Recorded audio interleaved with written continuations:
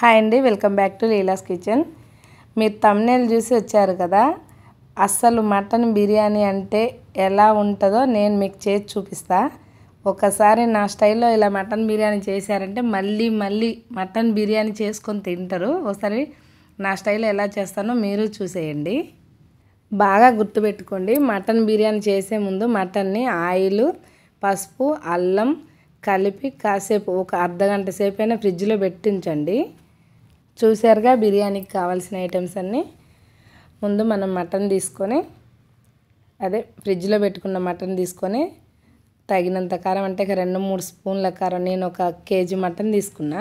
3 చెంచాల కారం వేసుకొని, 1 స్పూన్ ఉప్పు వేసుకొని, అంటే అల్లం ఉప్పు ముందే కలిపి పెట్టుకున్నా కాబట్టి కొంచెం తక్కువే పడతాయి. 1 స్పూన్ అల్లం వేసుకోండి, 1 స్పూన్ పసుపు, 1 spoon garam masala, 1 spoon biryani masala, 1 spoon ధనియాల పౌడర్ వేసుకొని, ఇప్పుడు షాజీరా, 1 గుప్పెడు కసూరి మేతి బాగా నలిసి వేసుకోండి. బిర్యానీ ఆకులు 4 వేసుకోండి. మంచి స్మెల్ కోసం దాల్చిన చెక్క, లవంగాలు, జాజికాయను ముక్కలు చేసి వేసుకోండి. యాలక్కాయలు, గుమ్మడి పువ్వు, కొంచెం గుమ్మడి పువ్వు వేసుకున్నాక లవంగాలు, యాలక్కాయలు అన్నీ వేసుకున్నాక మరాఠీ మొగ్గులు 3 తీసుకోండి. వాటిని ఇరగ్గొట్టేసుకోండి, మంచి స్మెల్ వస్తాయి. ఇది మాత్రం మర్చిపోకండి, టేస్టింగ్ సాల్ట్ కొంచెమైనా వేసుకోండి, ఎక్కువ వేసుకోకూడదు, చాలా టేస్ట్ వస్తుంది. పచ్చిమిర్చి, పుదీనా, కొత్తిమీర వేసుకోండి. ఇందులోనే టమాటా, పచ్చిమిర్చి మిక్సీ చేసుకొని మెత్తటి పేస్ట్ లాగా చేసుకొని అది కొంచెం వేసుకోండి. ఇప్పుడు ఆయిల్ ఉందిగా, ఆనియన్స్ ఫ్రై చేసిన ఆయిల్ మిగిలిద్దిగా అది పోసుకోండి. 1 కప్పు పెరుగు, 4-5 స్పూన్లు వేసుకోండి. పెరుగు చిక్కటిది కమ్మటి పెరుగు వేసుకోండి, చాలా టేస్ట్ ఉంటుంది. నెక్స్ట్ 3 స్పూన్ల నెయ్యి వేసుకోండి. సరిపడంత, మీకు ఎంత మటన్ తీసుకుంటే దానంత. 1 గుప్పెడు ఆనియన్స్, ఫ్రైడ్ ఆనియన్స్ తీసుకోండి. ఎన్ని ఆనియన్స్ వేసుకుంటే అంత టేస్ట్ వస్తుంది. నిమ్మకాయ నీళ్ళు 4 నిమ్మకాయలు పోసుకోండి. ఇప్పుడు ఇదంతా మంచిగా 3-4 నిమిషాల వరకు మంచిగా కలిపి పక్కన పెట్టుకోవాలి. నీట్గా అన్నీ కలిసే వరకు, ఇక్కడే టేస్ట్ మారిపోతుంది. మంచిగా అల్లం, మసాలాలు, కారం, ఉప్పు అన్నీ ప్రతి ముక్కకి పట్టేలాగా మంచిగా కలిపి, మనకి టేస్ట్ అప్పుడు తెలిసిపోద్ది. ఒకసారి చూసుకోవాలి టేస్ట్, ఉప్పు సరిపోయిందా, కారం సరిపోయిందా అని చూసుకోండి ఒకసారి. ఇలా మంచిగా కలిపి పెట్టుకోండి. చూసారుగా, అంత మంచిగా ఆయిల్ పైకి తేలేంత వరకు కలిపి పక్కన పెట్టుకోండి. ఇప్పుడు స్టవ్ వెలిగించుకొని ఈ మటన్ కలిపిన మిక్సర్ మొత్తాన్ని స్టవ్ మీద పెట్టుకొని 15-20 నిమిషాల వరకు కుక్ చేసుకోవాలి. అంటే 80% మటన్ ఉడికిపోవాలి. చూడండి ఒకసారి, ఇలా ఈ టైంలో ఒకసారి మంచిగా కలిపి మళ్ళీ ఒకసారి మూత పెట్టుకొని ఇంకో 5-10 నిమిషాలు మంచిగా మెత్తగా, అంటే 80% ఉడికిందో లేదో మనం ఒకసారి ముక్క పట్టుకొని చూస్తే తెలిసిపోతుంది. చూడండి, ఇప్పుడు ఆయిల్ అంతా పైకి తేలి మంచిగా ఉడుకుతుంది, అంటే 80% ఉడికింది. అంతే, స్టవ్ ఆఫ్ చేసుకోవాలి. ఇప్పుడు చూసారా ఎంత బాగుందో. ఓకే, చూస్తేనే తెలిసిపోతుందండి ఉడికిందా లేదని. ఉడికింది, ముక్క మంచిగా ఉడికింది, 80% ఉడికింది. మిగిలిందంతా దమ్లో ఉడికిపోతుంది. ఇక అలాగే కేక్లు ఎలా ప్రిపేర్ చేసుకోవాలో ఈజీగా ఇంట్లో టేస్టీగా ఒకసారి నా ఛానల్లో ఉన్నాయి, ఒకసారి చెక్ చేసి చూడండి. స్టవ్ ఆఫ్ చేసేసి కర్రీ తీసి పక్కన పెట్టేసుకోండి.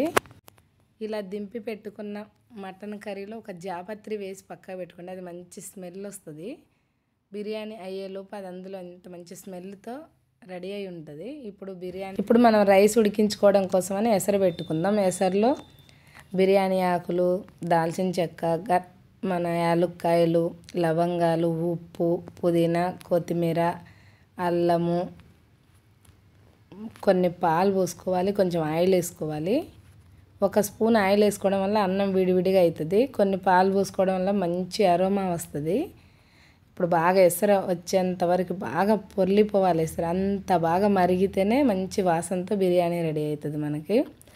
నేను ఒక 2 గ్లాసులు అంటే 1/2 కేజీ బియ్యం మాత్రమే నానబెట్టుకున్నా. మీ ఇష్టం, ఎంత కావాలంటే అంత వండుకోవచ్చు. ఈ కొలతలతో ఎంత బిర్యానీ వండుకున్నా మంచి టేస్ట్తో చాలా బాగుంటుంది. 80% రైస్ అయితే ఉడకాలి, ఇంకా ఉడకలేదు. ఇప్పుడు చూడండి కొంచెం దగ్గర పడ్డది కాబట్టి ఉడికే ఉంటుంది. 80% ఉడికిందండి. ఇప్పుడు ఇది 80% ఉడికితే చాలు, రైస్ మొత్తం 80% ఉడికితే సరిపోతుంది. అంటే చికెన్ బిర్యానీకి అయితే ఫస్ట్ మనం ఒక లేయర్ అంతా 80% ఉడికి తర్వాత అది 90% ఉడకాలి. కానీ దీనికి అట్లా కాదు, 80% ఉడికితే సరిపోతుంది. చూడండి చుక్క వాటర్ లేకుండా నీట్గా అన్నంతా ఆ రైస్ని మొత్తం ఇందులోకి వేసేసుకోవాలి. అలా కంప్లీట్గా వేసేసుకోవాలి. చూడండి 80% ఉడికితే సరిపోతుంది. అంత రైస్ అంతా వేసుకున్నాక ఒక 3 టేబుల్ స్పూన్ల నెయ్యి వేసుకోవాలి. మంచిగా చుట్టూ అంత అన్నం పట్టేలాగా నెయ్యి వేసుకొని కొత్తిమీర, పుదీనా వేసుకున్నాక ఆ ఫ్రైడ్ ఆనియన్స్ ఉంటాయి కదా, అవి కూడా ఒక గుప్పెడు పోసుకోవాలి. ఫ్రైడ్ ఆనియన్స్తో మంచి టేస్ట్ వస్తుంది, మంచి స్మెల్ కూడా వస్తుందండి. ఆల్మోస్ట్ బిర్యానీ అయిపోయినట్టే అనిపిస్తుంది కదా, చూస్తుంటేనే నోరు ఊరిపోతుంది కదా. ఇంకా అవ్వలేదండి, ఒక 20 నిమిషాల్లో అయితే బిర్యానీ అయిపోతుంది. ఇప్పుడైతే మనకి నచ్చిన కలర్ ఒకటి యాడ్ చేసుకుందాం. నేనైతే 2 కలర్స్ యాడ్ చేస్తున్నా. కొన్ని పాలల్లో కలర్ కలుపుకొని వేసుకుంటే మంచి కలర్ఫుల్గా ఉంటుంది. అయిపోయింది, ఇప్పటివరకు అయితే బిర్యానీ ప్రాసెస్ అయింది. బిర్యానీ చేసేటప్పుడు ఎప్పుడైనా అలాంటి ఇనప పెనం ఒకటి ముందే ఒక 5 నిమిషాల ముందే బాగా వేడి చేసి పెట్టుకోవాలి. దానిపైననే మనం బిర్యానీ గిన్నె పెట్టుకొని అలా ఒక బరువు పెట్టుకుంటే దమ్ మంచిగా అవుతుంది. అయిపోయింది, ఒక 20 మినిట్స్ అయిపోయింది. ఇప్పుడు చూద్దాం బిర్యానీ ఎలా వచ్చిందో.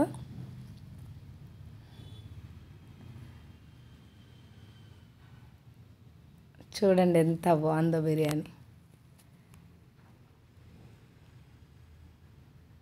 చూసారా మటన్ బిర్యానీ ఎంత బాగా వచ్చిందో. రెస్టారెంట్లో పోయి వేలు ఖర్చు పెట్టి తిన్నా అది టేస్ట్ లేక ఇంటికి వచ్చాక అది అరగక బాధపడే బదులు మనం ఇంట్లోనే ఈజీగా తక్కువ ఖర్చుతో ఫ్యామిలీ అంతా ఎంజాయ్ చేయొచ్చు. చూడండి ఎంత బాగుందో బిర్యానీ. కొంచెం కూడా అడుగు అంటకుండా ఏ మెతుకు ఆ మెతుకు విడివిడిగా చూస్తుంటేనే నోరు ఊరిపోతుంది కదా. మీరు చేయండి, ప్రామిస్గా చెప్తున్నానండి, టేస్ట్ మాత్రం చాలా బాగుంది. మీరు ఒకసారి ఇలా ప్రయత్నం చేసి చూడండి ఒకసారి.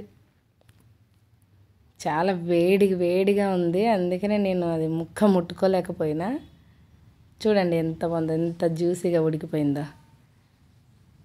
ఓకే అండి, ఒకసారి మీరు ట్రై చేసి ఎలా వచ్చిందో కామెంట్ చేయండి నాకు తప్పకుండా. Thanks for watching.